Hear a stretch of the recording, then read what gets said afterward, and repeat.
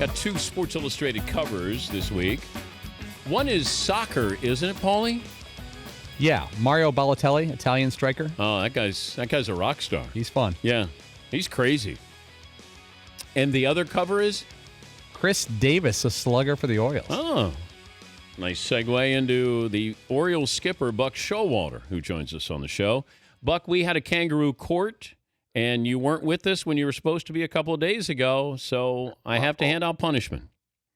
Exactly. Bring it on. It was my fault. We got our wires crossed. Nothing like. You ever have that dream growing up where you see the lights of the stadium and you can't get there? Well, no. I used to have a nightmare where I couldn't get to SportsCenter on time. I was supposed to be on the air, and I couldn't get there. Well, same thing. You know, I think every guy I talked to for some reason on the team, I said, you ever have that? I said, yeah, I used to have that dream where you see the lights. It's usually a high school football stadium. And you can't get there. The game's going on. That was like the show the other day, so I wear that one. That was my fault. I'm not going to blame it on anybody else. Okay, but if I was one of your players late for one of your meetings? I would make you buy some form of entertainment for the clubhouse. That's how we got our pool table, our ping pong table, our what do you call those things? You throw the thing in the holes, cornhole or something. Cornhole. And we got another one coming from a player who missed a team function. That the shuffleboard with the sawdust on top. Yeah. What's that called? So that's where I find shuffleboard. We do it to a charity. So it's actually good news for the club when somebody does something like that, which isn't very often with this group. Who was responsible for the pool table? I'm not giving. Okay, I took a shot. Markakis actually brought it from his home and just gave it to us. Oh, okay. That one, and then you get it recovered and had the sticks. And you got to pick out something that nobody can. For pool table sticks in a heated moment, we've had a couple break here and there, but it brings a lot of levity to the clubhouse. We got a great clubhouse. It's fun to watch, and we had a concert in there yesterday. I told them if we won, they're going to come back for an encore, but it's one of the clubbies played. He and his band play a local Baltimore club, and he'd gotten a new guitar, so we wanted him to break it out for us about 2 o'clock. I couldn't even talk in my office. Finally had to come out. They wouldn't let me play the drums, though. Chris Davis is on the cover of Sports Illustrated. Does he know he's on the cover of SI? Oh, I'm sure he is. I'm sure he does. Chris, I don't know what I'm more proud of, the year he's having or the way he's handling all this. And even, we were talking the other day about the questions where steroids are concerned, a big, strong guy, and guys who are big and strong and have to apologize for, their work ethic and their genes. But that's part of it. He understands that's going to happen now in our game, and rightfully so. But he's really handled the whole thing well. I mean, from start to finish, the adulation and because he's been on both sides of this mountain where people question him. So, it's fun to watch. I got a great seat every night. But Buck, here's my problem. He has to apologize for previous generation sins. And I said, look, I have no sympathy for him from the standpoint of that you're guilty until proven innocent, because the Players Association brought this upon themselves, where you stonewall everybody. We're not going to let you test anybody. And now I hate being suspicious of a kid having a career year, or Miguel Cabrera having maybe gone back-to-back MVPs. I don't like it. We didn't grow up that way, but that's what the landscape is now. You fooled me once or twice or 17 times. Exactly. I'm not going to do it again. Dan, and Chris realized that. You're saying the same thing he's saying. He knows that. He says, hey, it's we created it, and it's going to take a while. It's all about trying to get the trust of the fans.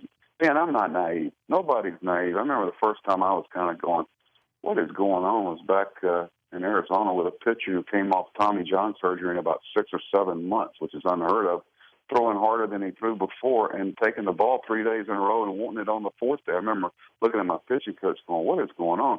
That's when everybody was talking about these hitters. Everybody in the dugout was talking about the pitchers, because the competitive athletes are looking at hitters, and they're going to try to level the playing field. And, I think everybody's lost their naivety about it. They work. That's why guys run this risk. That's why they're willing to put everything at stake. That's why A-Rod's doing it, or, Miguel Tejada again. All of these guys. So when people say you still have to hit a baseball, and I said, if you're getting to the majors, you can hit a baseball. If you can get to the majors, you can throw 90 or 92 or 93. it can take you that next step or a couple of steps further. That's why you risk that, because you wouldn't be putting this at stake if it didn't help you. But Dan, you know what's tough is like right now is I don't hear anybody talk about how long the effects of it last. If someone has served their sentence or whatever, is that medically no longer do they have the effect of steroids to play at this level? That's the thing that some of the guys that are on suspension, whatever, or guys that were in the past or whatever, it's hard to keep up with it. Are they still getting the benefits of it while they're playing? That's the thing that concerns us right now on the field. That's one of the things we talk about. But we're all a little smug here sometimes. I think I tell people, if you've got a choice of cutting sugar cane for $1 an hour in Dominican Republic, or you have a chance to do this and maybe get over to the States and play in the major leagues for 2 or 3 years and live a life far beyond your dreams, I mean, what decision would you make, Dan? I've said this before. I understand how we get to this point with those guys. Well, I'm not taking this high and mighty, on my high horse. I know you're not. I would do the same thing these kids are doing. If I could get out of poverty, third world country, and that's really the elephant in the room here, Buck, is these are Dominican players for the most part are getting popped. And I think we got to start looking at how this is happening here, because this isn't coincidental. This is a pattern, Buck. Exactly. And these people always come in and talk about problems to my office. I don't want to talk about, I got the problems. Let's talk about the solutions, just like the umpires. There's no way they can umpire our game at the speed it's played at. When you have to look at a replay 3 times before you can tell if a guy's out or safe, there's no way you can really argue with these guys. The only time I get upset is when there's some vindictiveness or emotion takes over, or that, the out safe call, if the guy's got a pure heart about it, I understand how hard it is. It's an impossible game to officiate. And so instead of talking about the problem, hopefully we're finally going to get some solutions. But is replay the solution, Buck? We got to start somewhere. Can you imagine watching an NFL or college football game without replay? It's actually become part of the entertainment package. Hey, man, let me go get this, go get a beer or whatever. I want to get back in time and see if both feet were down. Was the kick really good or not good? Were they really? Let's see. You're able to look at those things. If you do it right, and it's going to take a while to get it right, it can be part of the entertainment package. Think about the arguments you're going to take out now. I tell you, one of the biggest things is going to be your replay guy. If they let us do that, I don't know yet. And what is reviewable? I mean, all NFL guys, I think, Dan, you know better than me, probably have a guy that radios down to the headset, throw the flag. Yeah. And your ability to get to your replay quickly is going to be important. If we have the network match, and if some team doesn't have a network, can they get the replay quick enough? Can we legally get help there? Because if you throw a flag in the first 6 innings, the way I understand it, and you're incorrect, you're done. And why the first 6 innings are less important than the last 3, we'd have to talk about that. But you have places that will not show the replay that could help the opposition. It could hurt it. Plus, I mean, there's more to what goes on in the NFL. You have that eye in the sky. What replay am I seeing? Am I seeing what the other team is seeing? Are you guys going to have somebody specifically watching the game somewhere that will say, Buck, 7th inning, 9th inning, game on the line, throw the challenge flag? Well, I don't know if that's going to be legal or not legal. I don't know how you're going to keep them happy. I got to tell you, Dan, about half the ballparks, you can see a monitor in the dugout at the cameraman's feet, and they know that. I mean, there's a lot of gray area there. Is the other team getting a better look at it at home than you are on the road? Or are you going to take the electrical part of it completely out, and your eyes have to tell you where to throw it or not? Which, it puts you right on par with the umpires because it's tough for them, too. I don't know. There's a lot of unknown. It's so, right now we're trying to get through 2013. I'm sure, with Joe Torre and Tony La Russa and everybody there heading it up, I'm sure they've thought. There's about 10 things in spring they were talking to us about that I hadn't thought of. Like on a trap play with runners moving. Where do you place the runners? The runners is the tough thing. And anytime you put more pressure on the umpires to make a judgment, how fast is the runner? Where would he have gone? How well does the guy throw? Now you're asking for trouble. The other thing, I wanted to pick your brain on it, and it's because I look at the Ryan Dempster situation, and let's take A-Rod Dempster out of it and just what happened, and the fact that you fine the pitcher $2,500. He gets suspended. He still gets paid when he's suspended. Yeah, he really doesn't miss a start. But Joe Girardi, but Girardi got $5,000. So the argument was more egregious, apparently, than actually throwing a baseball at Alex Rodriguez. Well, I think probably. I just barely saw. I saw Joe. I think because of someone had blown up about looking like he wasn't throwing a punch. I applaud Joe. I think Joe's done a great job, by the way. And I don't. I think the way he went about it, that was more of an umpire manager thing, not for what he did and what I think everybody applauded that he was in the right. And probably Brian Onora, who's a good umpire and cares. He's a guy that cares about doing a good job. He just probably if he had to do it again, he would have run Dempster right there. And I would like to know what I would look at if I was in the media at Sports Center now or baseball night. I would say, let me look at their bullpen and see if they had a couple of guys ready to pitch long that night. You know what I mean? Because there's no way in the middle of a pennant race against the Yankees am I going to have a guy throwing at Alex or even thinking that's in his head, because you probably know about it.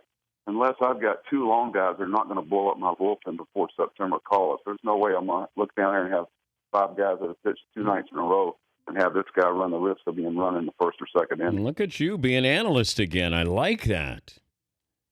I stole that from a pitching coach. That's fine. We steal. I mean, we sample stuff all the time. By the way, I think as payback for you missing your appointment, how about an autographed Chris Davis bat for the Man Cave? I've got one myself. I look back, Dan. I look at the autographs I should have gotten. I probably got 4 or 5. One of them, I went down. I got Mickey Mantle to sign something. I got a Willie Mays. And I might need to get one. What do you think? Who's the one you didn't get that you should have, that you look back and say, I don't know why I didn't get that? Probably Ron Howard. Should have got Ron. Should have got an Opie. Wait. Where did you see him that you... Was it at Yankee Stadium? His kids came by. He didn't know I'd grown up with the Andy Griffith Show, and all of a sudden, I don't know if he had 3, 4, like 5 kids. They all came in the clubhouse in my office, and it looked like 4 or 5 Okies. I'm not kidding you. Just what I was like mesmerized. He had no idea the impact he had there. And then it was, I don't know. And then giving them some Yankee stuff, and they were Yankee fans, and I guess he lived up in. Not too far, up in Connecticut, I believe. Yeah. But it was, and that was another time was when Mantle came in my office, wanted to dress in there for Old Timers Day. And all right, here's what I'm going to do, Buck. Ron Howard's going to be on the show, I think, in 2 weeks. I will get an autograph for you. 249 episodes. Okay, I taped them all. They came on a lot in the South, man. You got to understand, the Andy Griffith Show came on 5 times a day. And I overworked the VCR. But I'm going to take care of you, but you got to take care of me, Buck. That's how this works. I'll get Ron Howard to autograph a picture to you, gotcha. And little Buck Showalter watching, somewhere, all those episodes. But I think a Chris Davis bat in the Man Cave is only fair. That's a great trade. I'm in. All right, I'm in. It's done. Okay. Hey, good to visit with you, and maybe we'll get around to talking about your team one of these days. Well, hopefully we'll do something. We're right there, Dan. We're okay. We got good people, and they're loose. It's just a matter of got to pitch a little better. Tampa's good. Shocker. They're pretty good. Good to visit with you again, Buck. Thank you. All right, man. Thanks, Dan. All right, Buck Showalter, Oriole skipper. The Dan Patrick Show, weekday mornings on Audience.